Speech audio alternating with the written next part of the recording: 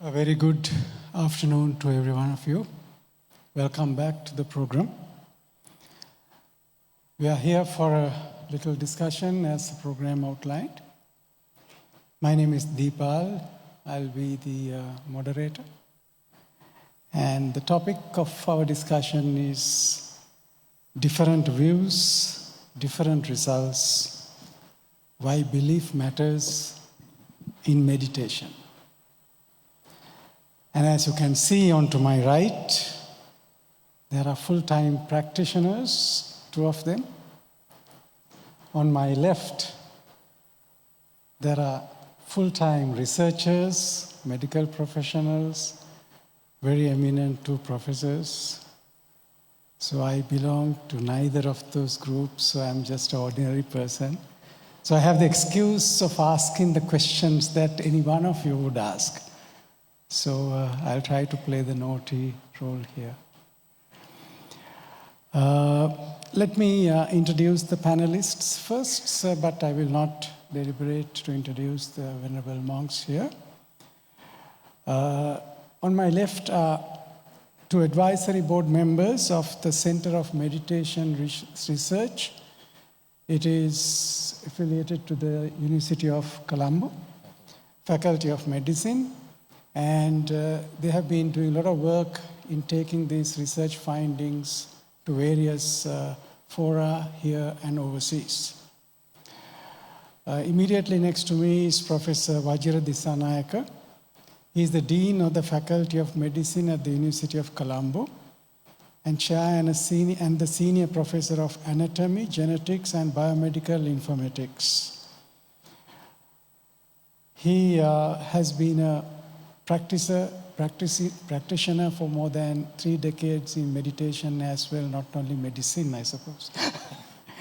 And my extreme left is Emeritus Professor Saroj Jayasinghe. He is a former chair professor of medicine in the University of Colombo, a practicing specialist, physician, and a researcher. And he very politely withdrew his summary bio, and this is all what I left with. Must be he's believing in no self a little. And so how do we start this discussion? I was thinking how to position this, and then something very interesting happened last evening at the Maitri Hall Dhamma talk by Venerable Ajahn Brahmali. He reminded the famous anecdote by Ajahn Brahmali about a young doctor who visited him when his patient died. He was very upset. And Ajahn Brahm had said, your role is to care, but not to always cure. And yesterday, Venerable Ajahn Brahmali gave a beautiful twist to this whole example, saying curing is a worldly idea, that is to get results. So obviously the scientific community, when they approach meditation, they are concerned about results. That is my left side. Then caring, on the other hand, is more universal and spiritual in approach. So which is obviously the view of the Venerable monks on the other side will represent. So this is not caring versus curing, Bhante, but the 2 perspectives. And this can be the basis of our approach because they will share a lot of experiments and research what has happened. And so in the first round, I will invite each one of them to give their perspective, maybe 10 minutes each. And after that, I will pose a few questions to clarify some of the points for the benefits. And towards the end, I'll try to summarize some of the key points in Sinhala, because otherwise it will be very impractical to go on translating this. So I'll first question to you, professors. In the last, I would say, 2 to 3 decades of the last century, now we have lived another from a last century, there was a lot of research on meditation, in the last, probably I would say, since last 1970s. Hitherto, this was not even a subject considered by Western science that can be researched. So there is eternal dialogue on, what they research is exactly the mind or the brain. We'll find a little bit more.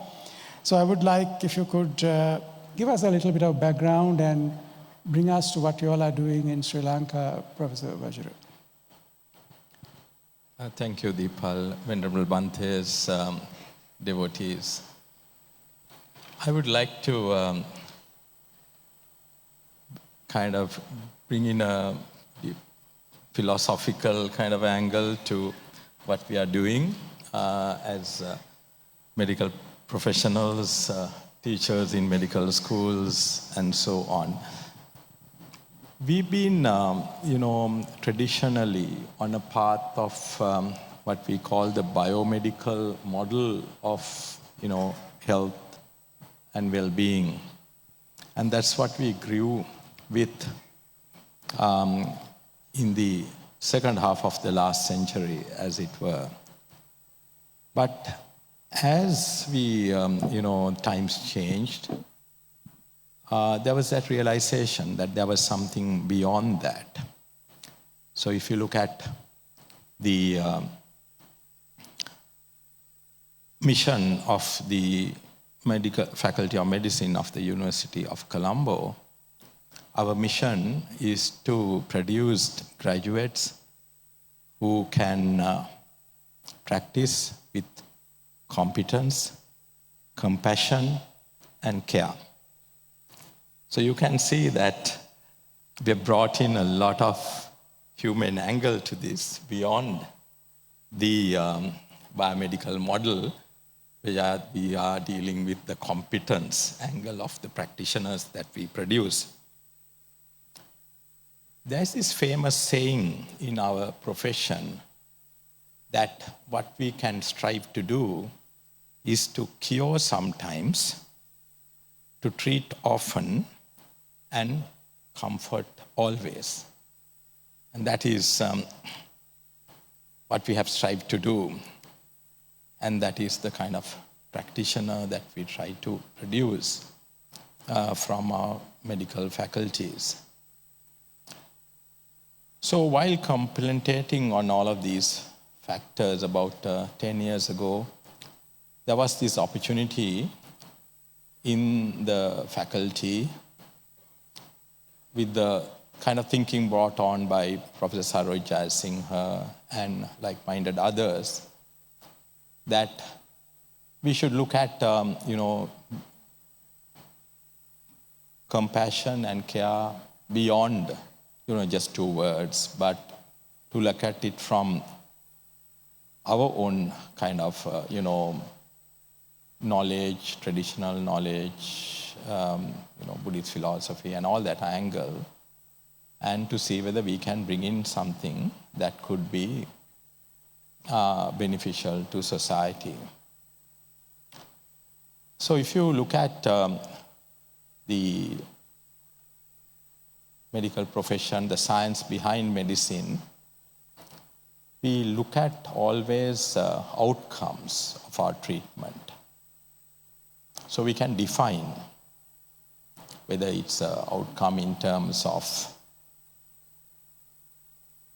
health of your nervous system or the cardiovascular system or the respiratory system, or what makes you what you are, your genes, the DNA, the hormones, the biochemical molecules, and so on. So you can define outputs. So that is what the Center for Meditation Research has been doing. So we've been defining outcomes and then using meditation practices as, if you want to call it, a treatment to achieve those outcomes. And through that research, we have shown that there is change occurring at cellular level. the chromosomes that your DNA molecules are located in become healthier.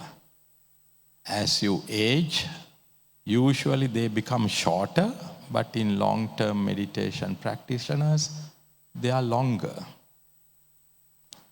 You look at the biochemical molecules, you have more of the healthy molecules in long-term meditation practitioners. If you look at the hormones, the good hormones, beyond the stress hormones which are supposed to be bad, which are known to be bad, you go beyond that, you find that there is better healing of the nervous system, more healthy cardiovascular system, even more healthy respiratory system, and the gut, and so on. So the meditation practice really brings about a fundamental change in the human body, leading to health and well-being.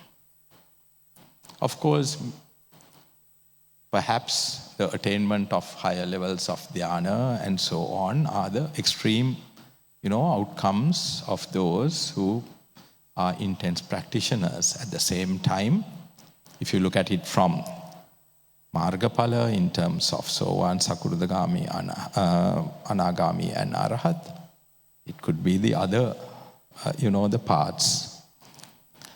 But we've shown through the work that we have undertaken that these changes do occur and exist.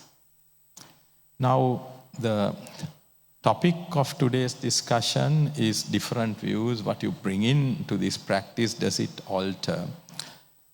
So, I know there are doctors in this audience and there may be others from the scientific background as well. And when we look at our kind of the dimensions of the human body that we test, we talk about this normal curve, the bell curve as it were. And in that bell curve, there are the two extremes. So yes, when we do this research, we find that some do better than others.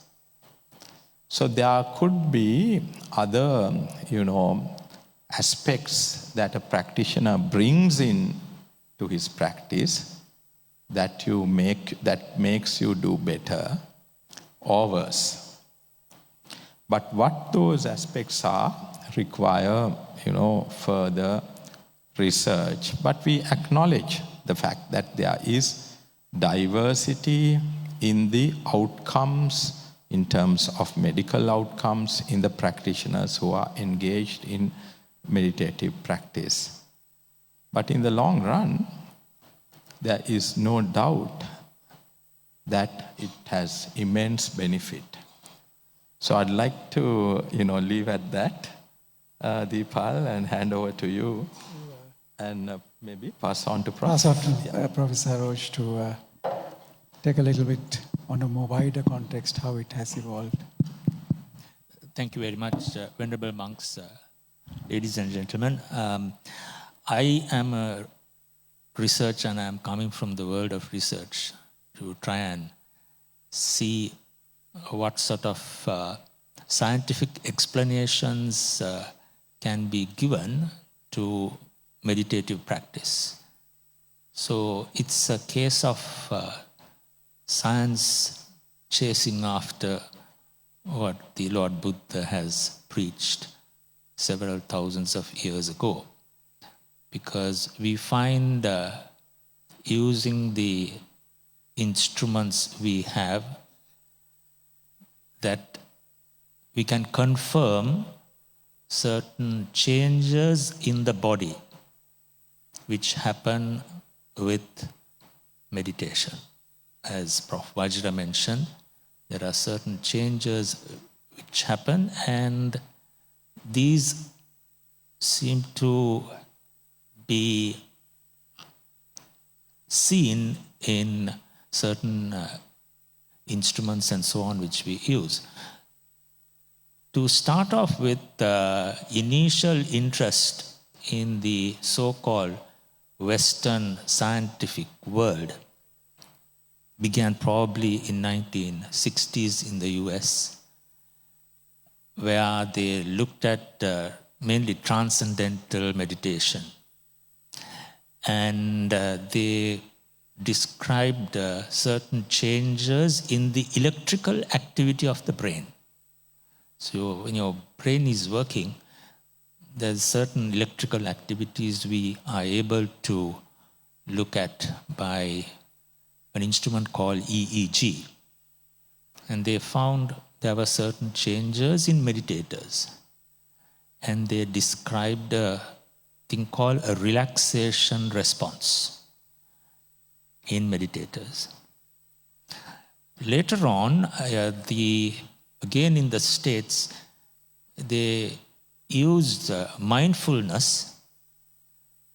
They removed everything religious about it and used it as a technique of therapy in mindfulness-based stress reduction.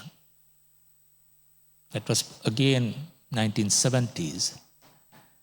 But what really triggered a lot of interest was in 1980s or so, with some of the studies where they looked at the structure of the brain. Now, when you do the EEG, you're looking at the electrical activity, but now you can look at the structure of the brain.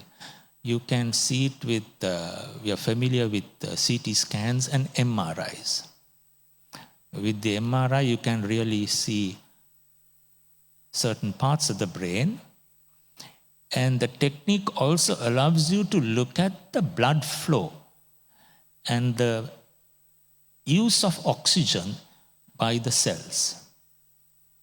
So if you are thinking and a certain part of the brain is working more, the oxygen usage in that part increases, and you can see it from the MRI. So in other words, now we can look at the structure as well as some of the functions of the brain.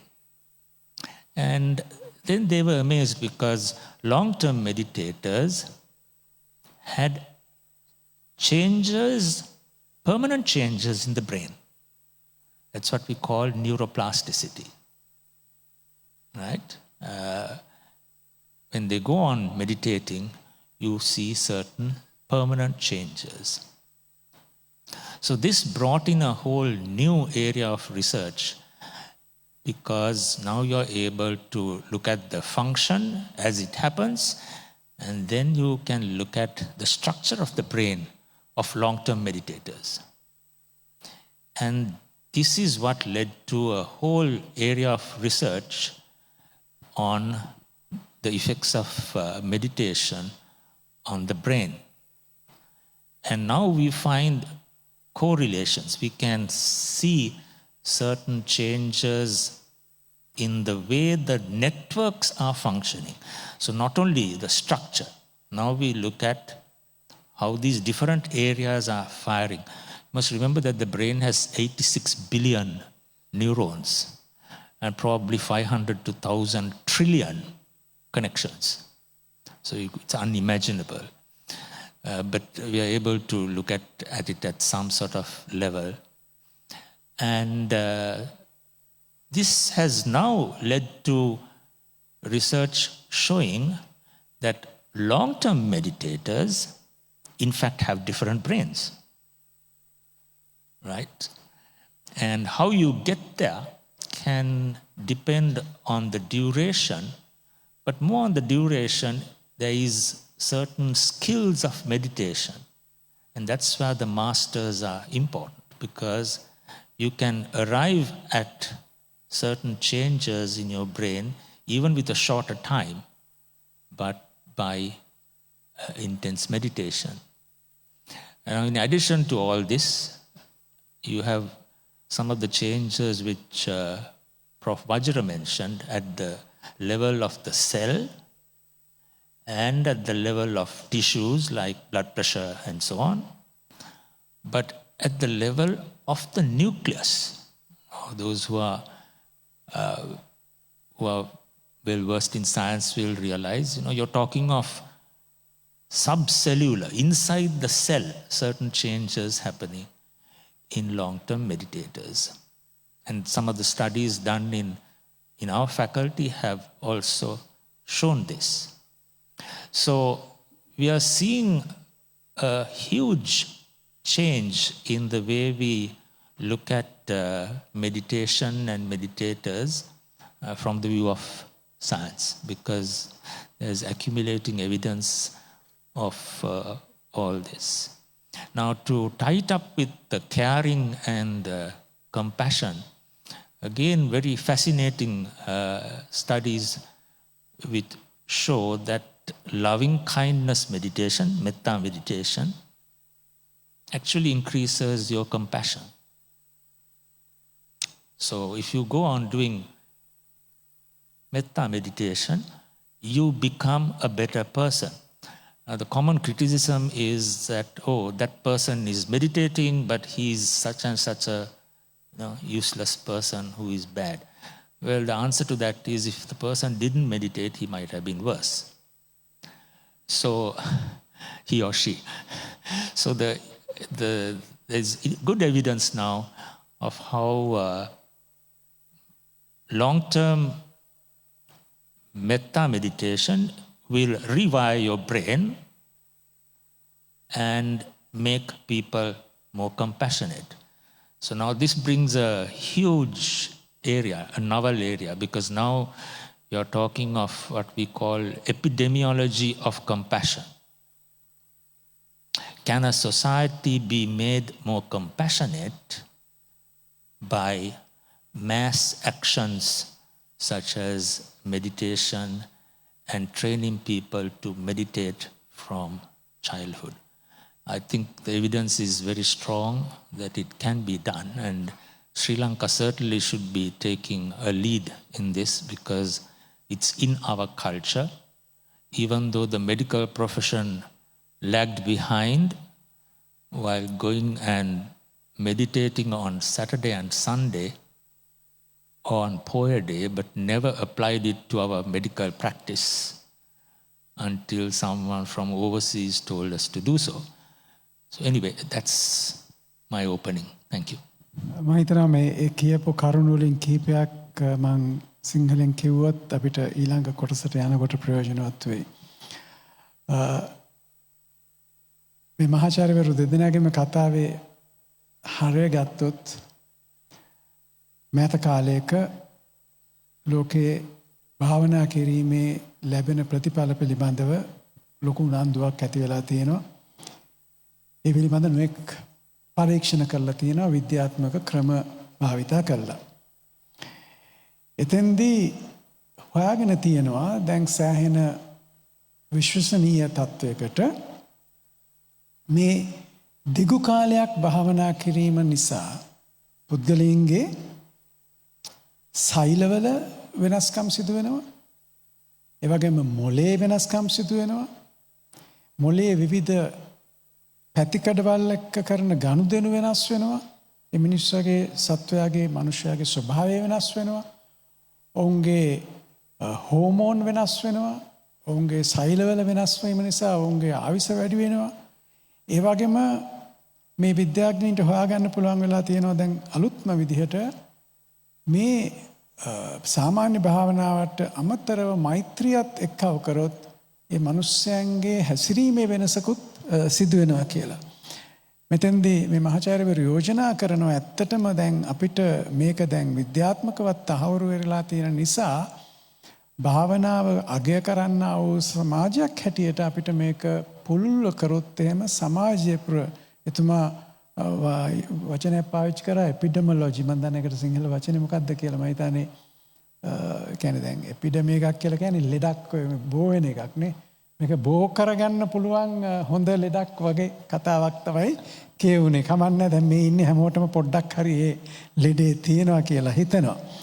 Bante, you heard the interesting discoveries they are making from a scientific point of view. And one important point they made is you have to do a long-term meditation practice to bed.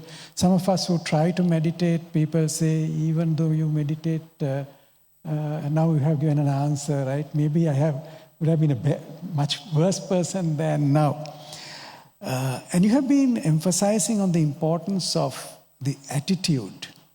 Now, when we hear the benefits of meditation like this, somebody might want to meditate, oh, well, if I can meditate, I can live a little longer. Now, on the other hand, Buddha also, for example, in Mettanisansa Sutta, talks about 11 benefits, out of that 10 in this life. So, shouldn't I start developing metta because my face will look better and I will be loved by more and all that? Is that a wrong attitude, or what is the attitude that you want to bring in? All right. Okay, good. So first of all, thank you for the professors for the interesting presentation. And I think, obviously, that we have good results from meditation in the medical realm is obviously a contribution to the happiness of humanity. So obviously it's a very positive thing. However, I think the problem is that as Buddhist monastics, that is not the main focus. It's a different kind of focus. And so often we end up talking a little bit past each other, I think. So both realms, both areas may be true at the same time, and still you approach them in slightly different ways because the outcome you're trying to achieve is different.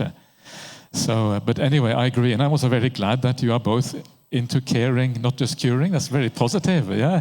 We already agree on so much. That's marvelous. So big sadhu for that. I think one of the kind of big issues from a monastic point of view is that when we look at the mindfulness movement as it was started in the United States in the late 1960s and 1970s, mindfulness-based stress reduction, John Kabat-Zinn at the, which university? Massachusetts University, Massachusetts General Hospital or something like that. What they did, in effect, was take out one element of the Buddhist path and isolate it from the other elements. So instead of having a noble eightfold path, you had an ignoble onefold path. It's not ignoble. It's not quite noble, but it's still a good one. Yes, but you have the onefold path, and if you isolate mindfulness from the other factors, then from a Buddhist point of view, you don't really have the supporting factors for mindfulness to really become powerful. If mindfulness is effective, you want to make it as powerful as possible. And so you need to add some of the other factors that actually empower it. And I think if a little bit of mindfulness has good results, then medium mindfulness is going to have more results, and superpower mindfulness, that's the word from Ajahn Brahm, and all is quoting Ajahn Brahm, superpower mindfulness is going to have even more results. So you want to amp up the mindfulness a little bit to make it more powerful. And so the question then is, how do we do that? And this has to do with attitude and these kind of things. And according to the suttas, if we're going to quote the Buddha on this, he says there's two factors that are determine how powerful, how well the mindfulness is going to be developed. And those two things are sila on the one hand, in other words, your morality or your attitude. Morality is very much about attitude. Are you a kind person? Are you a harsh person? Do you have compassion? Do you have metta? All of these kind of things.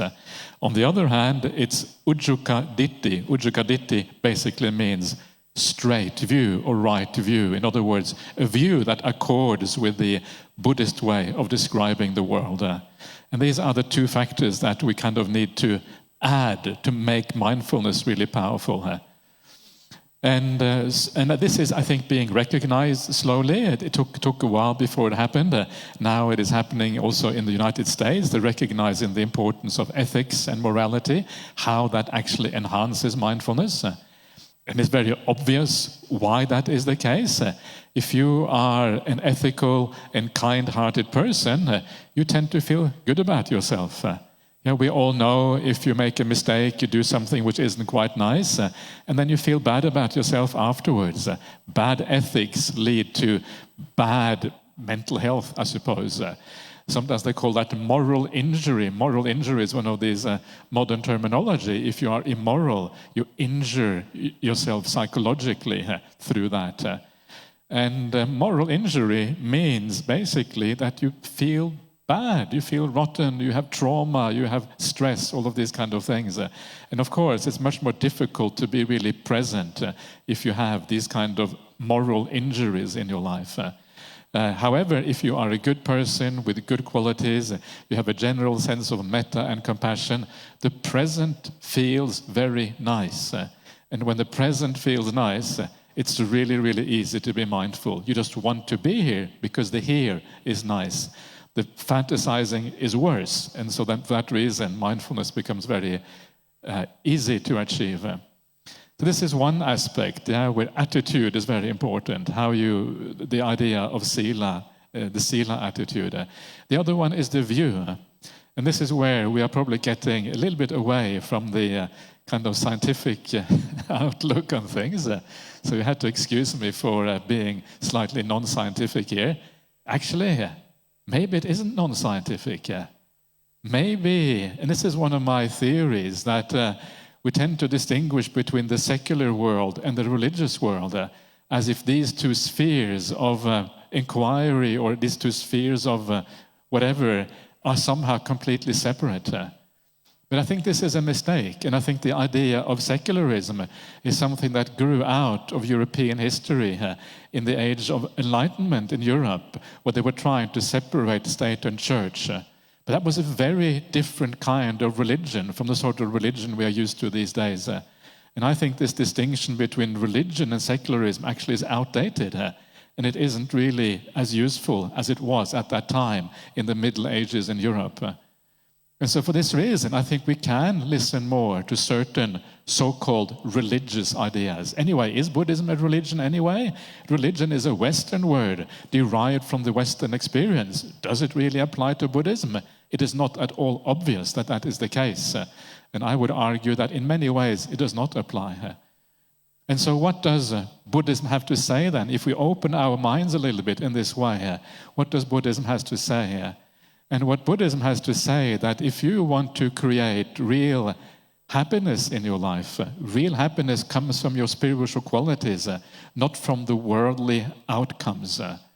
Whatever worldly outcome you may have in terms of your work, in terms of your schooling, in terms of many things, that worldly outcome will give a certain amount of satisfaction, but often it gives no satisfaction at all because you fail in that outcome.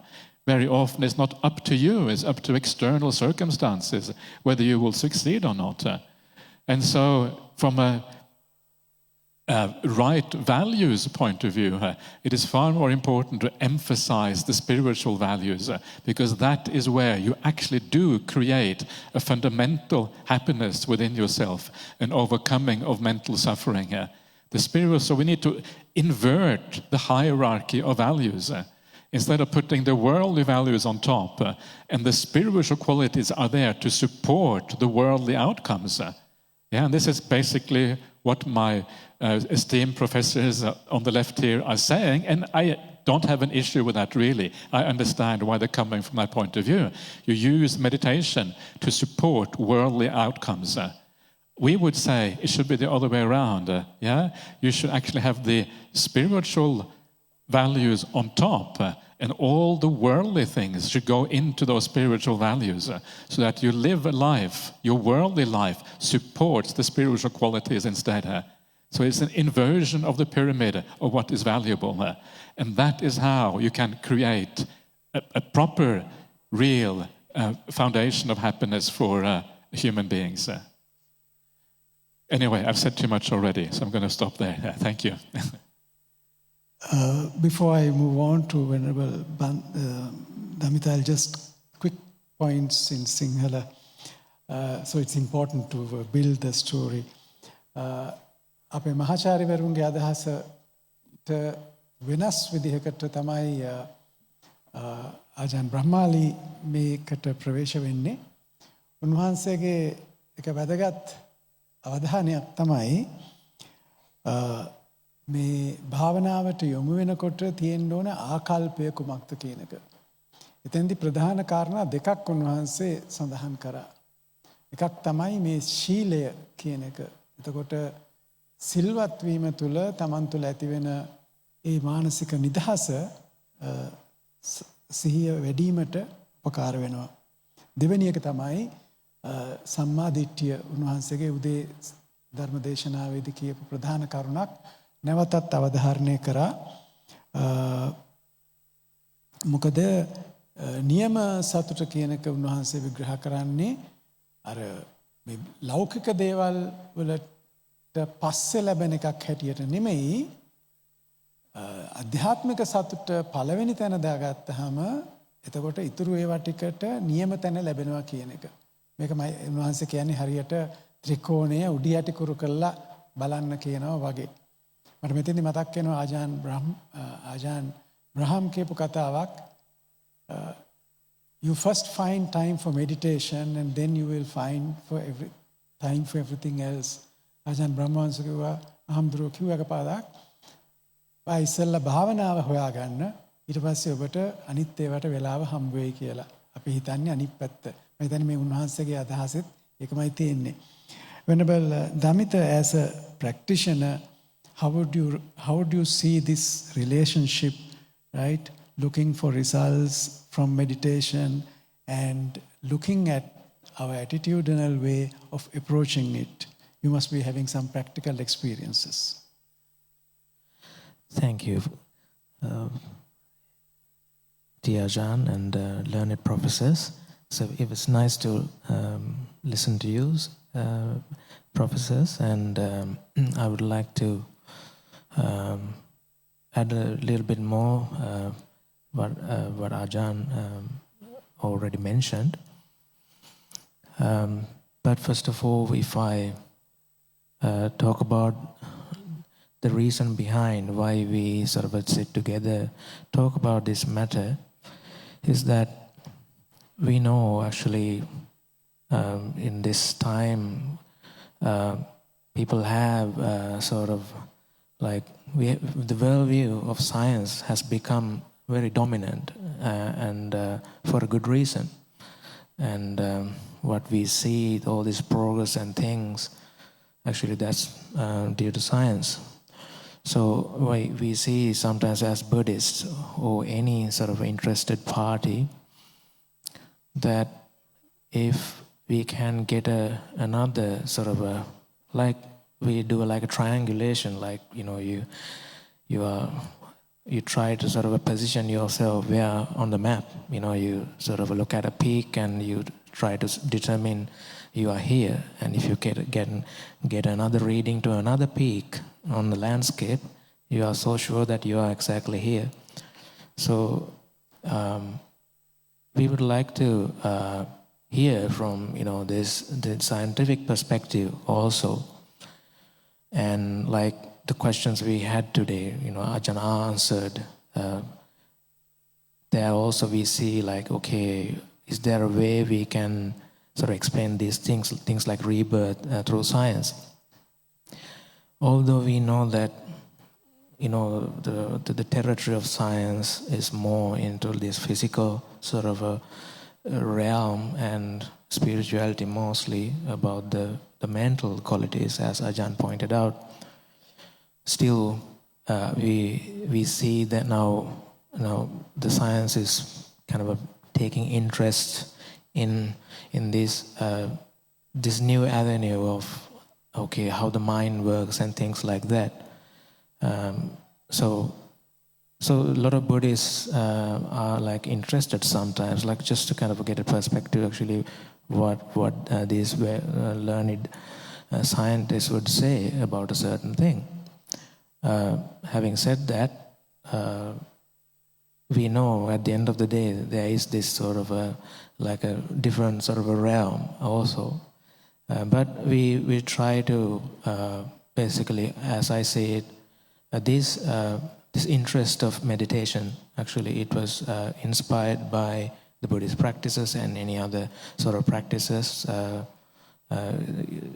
we see people are practicing, and eventually made into like hypothesis to test whether they are really working what these religious people are going on about it, whether they are working. And they have sort of seen in certain sort of a restricted, sort of a, controlled environment, they can prove, okay, they are onto something. But there are these other things still. It's very difficult for like hard-nosed scientists to sort of agree because of this objective reality they are sort of focused on rather than the subjective reality we are talking about as religious people. We get that. But on the other hand, in a more general sense, we know actually we have the respect. We have this mutual respect that we are seeking sort of the reality or the truth in our own ways, and of course using it for the betterment of the humankind, especially for our country and all. So I wanted to mention that bit also, just to add more what Ajahn already mentioned, just kind of mostly repeating. But one of the things inspired me to engage in such a discussion was that this idea, Ajahn Brahm sometimes say that it's not the object, it's how you watch it. He says that sometimes. Now, from a traditional Buddhist perspective and all these sort of book learning and things, as a junior monk, it was like very surprising because we are so much focused on what this meditation object, is anapanasati, we are doing metta, whether, if I do this particular meditation, whether I can get to jhana or whether I can't get to jhana, or there are so many sort of complications sort of made, especially in the later Buddhist literature, and so much focus on this technique itself. I think Ajahn would agree with me if I say that at the beginning, the Lord Buddha, when he talks about this project of Nibbana, it's about the Noble Eightfold Path. But down the line, we start to see, okay, there are these meditation techniques, more like a packaged, portable sort of a thing which you can sort of very easily convey to another person or to across a culture, across the country, like this sort of a thing. So inevitably, these things become more compartmentalized, very well regimented, holistic kind of approach is gone. Now, okay, if you don't have time to meditate, just do this bit. Just have this plant and have it in a pot in your apartment, because you can't sort of possibly have a forest in your backyard or something. In a way, it totally makes sense. We try to sort of make use of these things, but inevitably the perception changes. Instead of Lord Buddha talked about a path, suddenly we talk about a technique, and this paradigm, this way of thinking of technique, has a big influence that you can easily forget about what the background is, what the how you are relating to it, where you are coming from, and all. Just do your meditation, me and my meditation. That's all. So all this selfishness, all these kind of unwanted things, like this remark, this learned professor mentioned, okay, so and so is meditating, but still hosalanging mase and bear. On one hand, yes,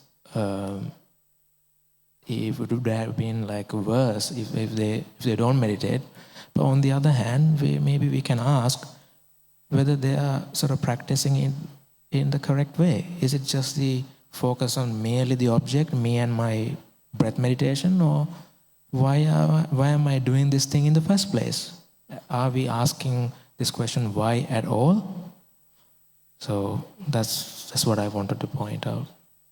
මයිතනේ හාමුදුරුවෝ කියපු ටික හාමුදුරුවන්ගේ කතාවේ දෙක පුංචි උදාහරණයකින් සියල්ල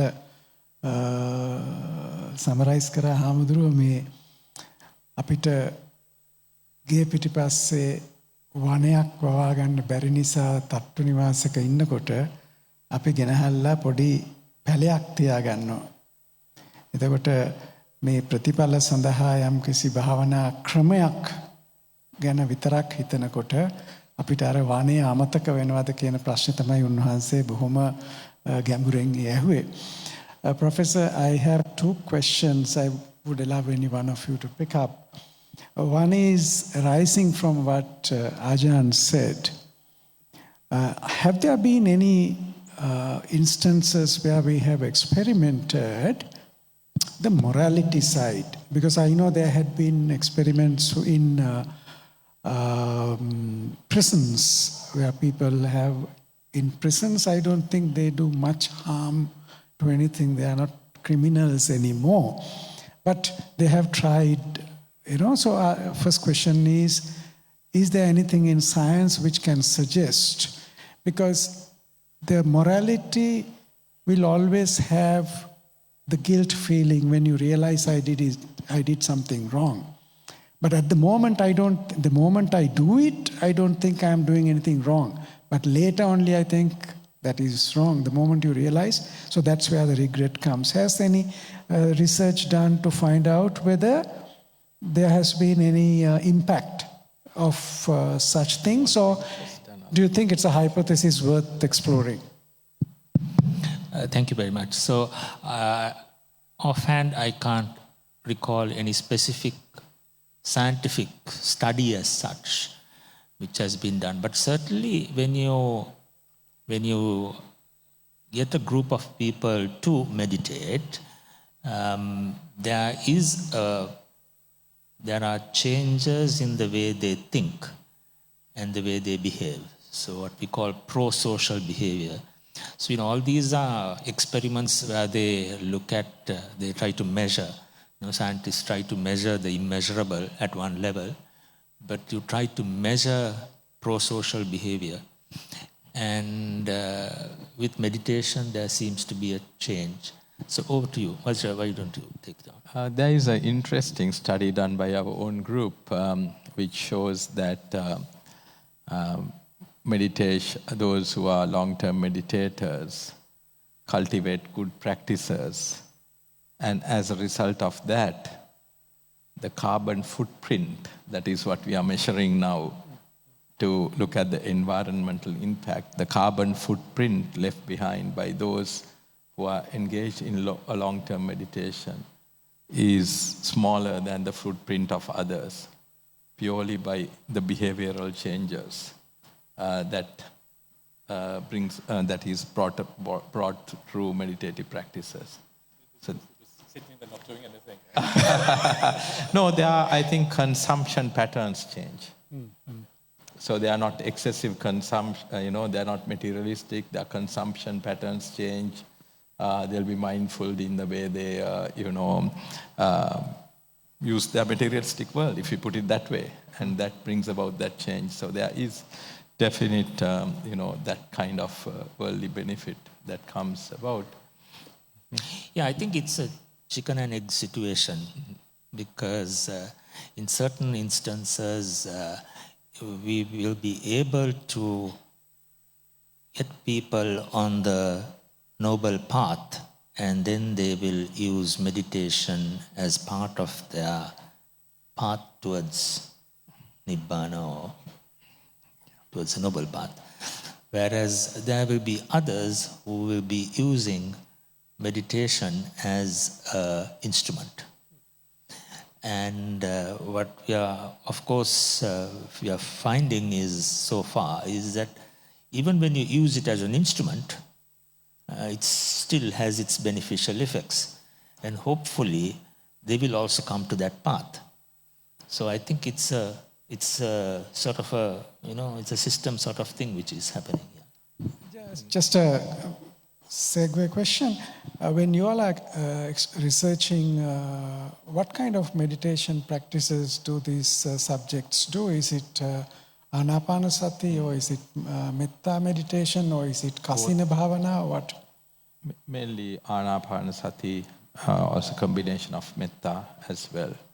But I want to come back to an interesting point that came up in the presentations that the Bhantes made. That is, so if we were to reflect on the research that we have done, and the last century, the interpretation of the Buddhist scriptures centered quite a bit around the materialistic, the laukika. But there are newer interpretations of the scriptures coming up, which is more focusing on the lokottara side.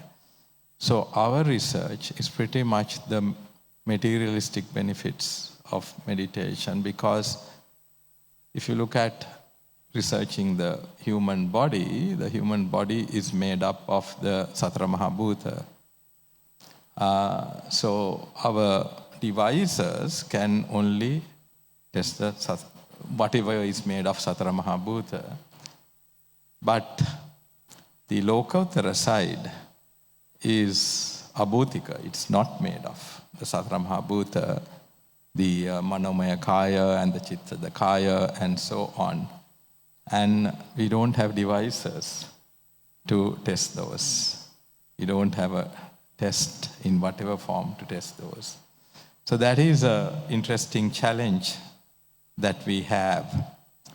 So some of the collaborators that we have, for example, at at Harvard University, who have access to all these devices, they can show that when meditators attain different levels of jhana, different parts of the mind gets activated. But how they get activated, you don't have the answer, because you cannot measure that. So that is where the Manomaya Kaya, Chitta Kaya, the consciousness, and whatever the names that we use come into play. And that is, I think, the biggest challenge that we are facing in terms of our research. So, and there are very simple things where we really need to get some, we find it difficult to get consensus. Like, for example, now, what is it? Now we talked about what do you bring into meditation, right? And then in our scriptures, we have the famous kind of stanza which goes as, Aranyagato va, Rukkamulagato va, Sunyagara-gato va, and all that. But what I have recently found is there is a Laukika interpretation of that and a Lokottara interpretation of that, and the Lokottara interpretation is completely different. So I was, we were waiting outside, I was telling Deepal and others, now I am a professor of anatomy, genetics and biomedical informatics, and in, anatomy, as an anatomy professor, I see dead bodies every day, we cut dead bodies every day and look at them. So if Asubha Bhavana was what it was really, perhaps by now I should have attended something. So if probably not, because, we have requests from people who say, can we come and spend time looking at dead bodies? And I tell them, look, that's what we all, do every day almost. Not as the dean now, but in a previous role, I used to do that quite a bit. So therefore we need to really, reflect on what the, original Magadhi scriptures really meant, and we need to have an open conversation about it, and that is so very important. But the key thing for us is that we can research the materialistic things, but we don't have devices to capture the non-materialistic things. And that is where the limitations come. And that is where the difference, the dichotomy between knowledge and experience come. And I think what we really need to do is have a conversation with the meditation practitioners on what has your experience been. And I think we are not doing that enough. We are doing it right now, yes. as we speak. Yes.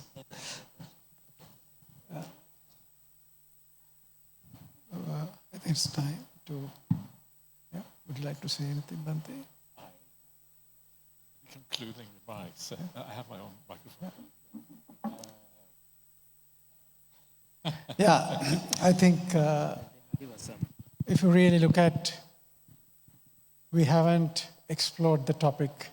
We only highlighted there's an area to be discussed. I was listening to a recent dialogue on consciousness. One American professor said, look here, you guys are, that's how Americans talk, you guys are trying to measure these things with 100 years of knowledge. Whereas 5,000 years ago in Asia, they have examined these different levels of mind and so fine, we are nowhere there. So, but we shouldn't get atimana, to get conceited about, oh, we are so superior, as you said.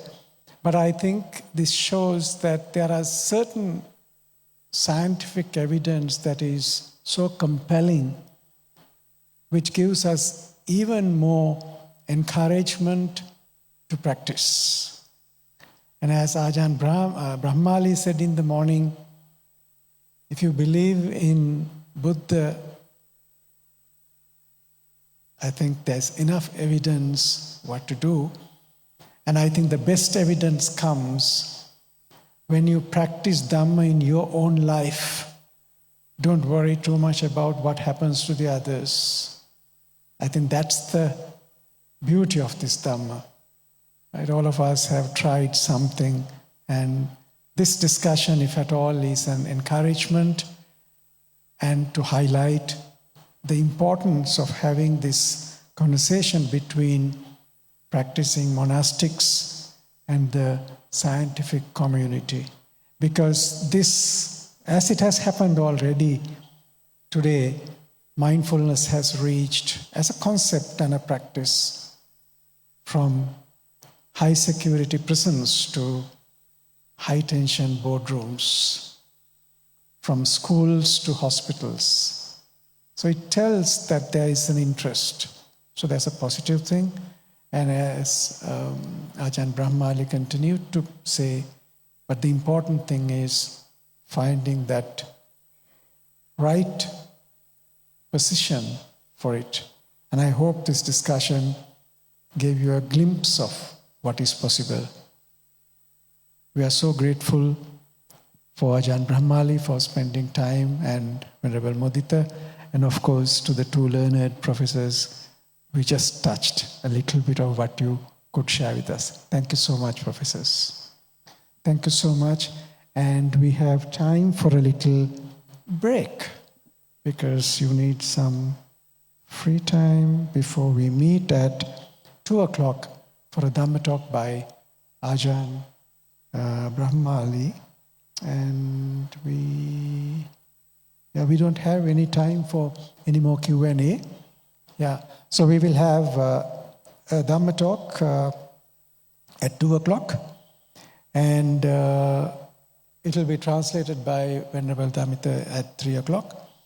And 3:30 will be a guided meditation on metta, and we have end with blessings and Punyanumodana, where we will remember Venerable Metta Vihari as well. Thank you. Thank you. Namo Buddhaya. Namo